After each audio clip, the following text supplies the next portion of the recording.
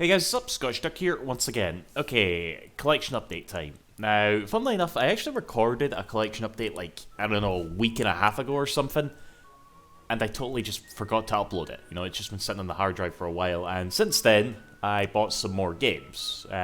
Pretty good actually, because it was in that video I was kind of going on and saying that I don't think I'm going to buy any more games this year. To be fair, I was talking about, like, you know, new releases and stuff. I don't think there's really anything more coming out this year that I'm that fussed about. You never know, obviously. But, yeah, so here we are. Let's get into it. So, the first thing I want to talk about is this thing right here. Mega Drive Mini 2. This is the second Mega Drive Mini that Sega's came out, obviously. Based on the Mega Drive Mini 2. And comes with a crap load of, like, obscure games on it, right? Like, this is definitely aimed more at the sort of, like, hardcore Sega collector. I think the first one was more of a, like, you could buy that for, like, anybody who's, you know, grew up with a Mega Drive and they'd be happy. If you bought them this, they'd be like, oh, cool, but what the fuck is Clay Fighter? You know what I mean? So, that's right there. And yeah, it's cool. I do like it.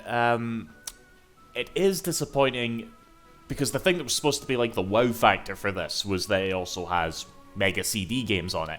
And the Mega CD lineup is a bit weak. There's some good shit on here, but not as good as it could have been, and not as good as like what Japan got, for example. But other than that, there's a lot of like really nifty stuff on here. Like, you have Phantasy Star 2, and it has like an easy mode, so a lot less grinding, which that's definitely a problem that game has, so that's very welcomed.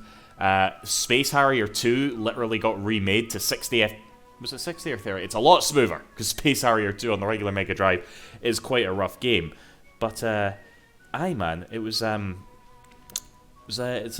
neat little trip, it really is. Mainly if you're a Sega fan. I don't know if I'd recommend this if you're more casual, but yeah, Mega Drive Mini 2, thumbs up, it's neat.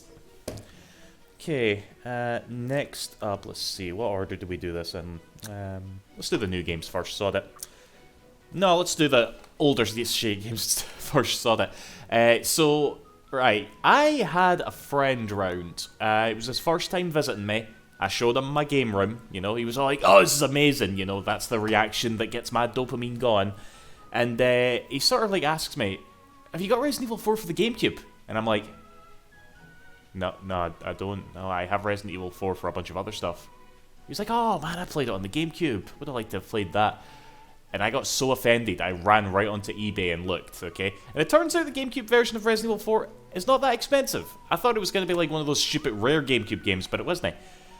But this has actually come in a kind of cheap actual like DVD case. Look at this. That's not how a GameCube case is supposed to look, isn't it? And it's like really cheap plastic, which is odd because the manuals here, the inlays are legitimate. You know, it's like they've just bunged it into like a crappy DVD case for some reason. I actually have a question for everybody, right? What's the cheapest multi-disc game you can get for the GameCube? Alright, because I want to buy it, swap out the inlays with this, and yeah, get around it that way. Because I think a lot of them are kind of expensive, the ones I can think of at the top of my head. Like Skies Arcadia Legends, like, no, I'm not buying a second copy just for that. But, yeah, Resident Evil 4. And I think I was in a bit of a Resident Evil trip. You know, I didn't even watch that, like, presentation they had with Resident Evil where they came out with that new DLC for Resident Evil 8. Was not fussed about that, but for some reason I'm on a bit of a tick recently. And I picked this up. This was an expensive one, right? But I've had my eye on it for a good while, and I just, like... I just thought, okay, I should just get this before it gets even more expensive, which I feel like it was going to at some point. Resident Evil 2 for the N64. Now, for those of you that don't know, this is basically like a technical marvel for the console. They managed to fit both discs onto an N64 cartridge. And to be fair, stuff's come out before to say that they didn't actually need to put Resident Evil 2 onto 2 discs, to be fair. It was just like a marketing thing, and also to get around some other technical limitation they were having at the time. But they could have shipped it on 1 disc, basically. But it's still, like, really cool to play this, you know? It is compromised in some areas, but in other areas it's enhanced. I would look up, I'd highly recommend looking up a Digital Foundry's video on Resident Evil 2 where he goes through all the different versions, and when he starts to cover this, it's just fascinating, you know? So, yeah, very happy to have that one. And I guess that Resident Evil kick also put me onto an N64 kick, because I saw this and I thought, you know what? No N64 collection is complete without this. Yeah, Superman. Yeah, I've watched all the videos. I know. I've seen the AVGN episode. All that shit. I know. But I just wanted it. So there you go. Good. Right. So lastly, I've got like a few new games here. Persona 5 Royal for the Switch. My plan with this, right? I played Persona 5 back when it came out in like 2017. You know, great game. I love it. But when Royal came out, I was actually among the group of fans that were just asking, you know, like, why the fuck don't you make this multi-platform, Atlas/Sega, you know? Especially on the Switch, there was a lot of, like, talk about one on the Switch, because, you know, Joker was in Smash and all that shit. So I kind of just thought, you know what, this game's long as fuck. I'm choosing not to play it again, even though there's a lot of new content in this, like an extra 20, 30 hours from what I hear, from the vanilla game. I kind of chose to leave it until they put it on something else, which they have now, so that's really good, and it's on fucking everything. My plan, actually, was to play it on Xbox, because it's on Game Pass, you know, finally play at 60 FPS, that'd be cool.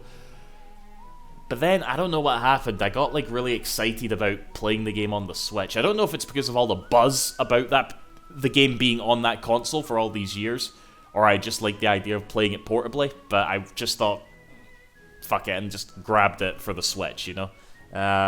Not being able to play at 60 is a bummer, but it is still, like, it's still Persona 5, it's still really good, so it's my first time playing through the Royal stuff.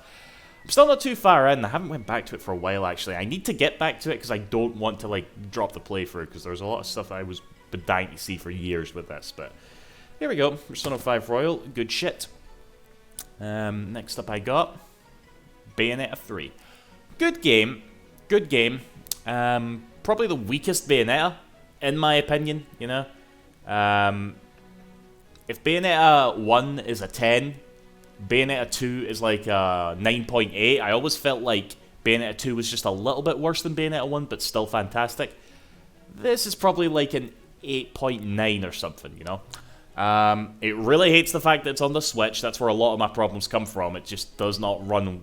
It barely runs. Barely runs is harsh. It's a little rough, okay? You can tell it is a little rough and that it wants to be on something more powerful.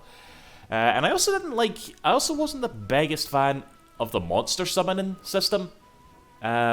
You know, because that's one of Bayonetta's new moves in this game, is that she can, like, summon a big monster to, like, do some fighting for the bigger enemies, and you can sort of, like, switch between the monster and her own moves, and I don't know.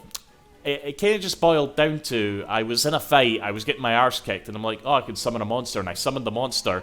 They hit some things, and then they started to take a bunch of damage, like, alright, I guess I'll switch back, and I don't know, it just that the flow wasn't really, maybe I just didn't, like, come to terms with it, as I probably should have. It was weird, but it was still good, it was still very good, actually. It's still one of my favourite games of the year, I would say. That ending, though, holy shit, like, I gotta give props to Platinum, okay? Like, it's like you purposefully wanted everybody to hate you, but you just went for it. I actually kind of respect it. So, yeah. Bayonetta 3, good shit. And lastly, Sonic Frontiers for the PS5. I kept telling myself I wanted to, like, make a video. But I think I got to a point where I saw so many other people, like, making videos, I thought, what could I fucking add? But TLDR, it's good. It's very good, actually. I really enjoyed this. It was one of those, like, I've not felt like this about a Sonic game since Sonic Colors. Not saying Sonic Colors is was the last good Sonic game. Obviously, there were good Sonic games after Colors. I'm just saying Sonic Colors was a game that I played when Sonic wasn't quite back. I know we had Unleashed, but Unleashed had things, you know. Still a good game, but it definitely had things. Didn't give me that sort of Sonic is back feeling. But Colors did. And after Forces, this game has given me that same sort of feeling. I just got to the credits and I was smiling, you know. I was just like, it feels good to feel like this about Sonic again. You get what I mean? See this franchise, being a fan of it, it's just an emotional roller coaster. It really is, okay? But he's so, like, integrated into my, like, identity as a video game enjoyer, Alright? It's not, it's just a franchise that I can't not look into and be a part of.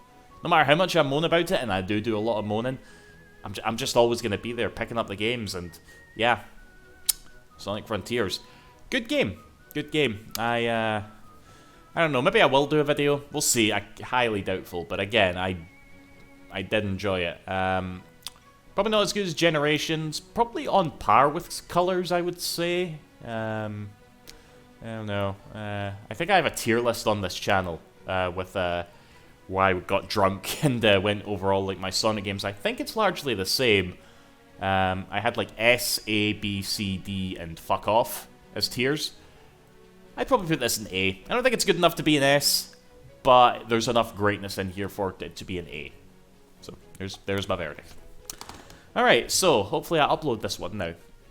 Like I said, not planning on buying any other games between now and the end of the year. Any like new games, that is. I do have a convention next weekend on the 26th of November. Something in Glasgow. I don't actually know. I just know I'm invited to it because I will like it because it's video game buying shit. So, there probably will be a video centered around that trip before the end of the year. But that's what I got there, the new. Yep.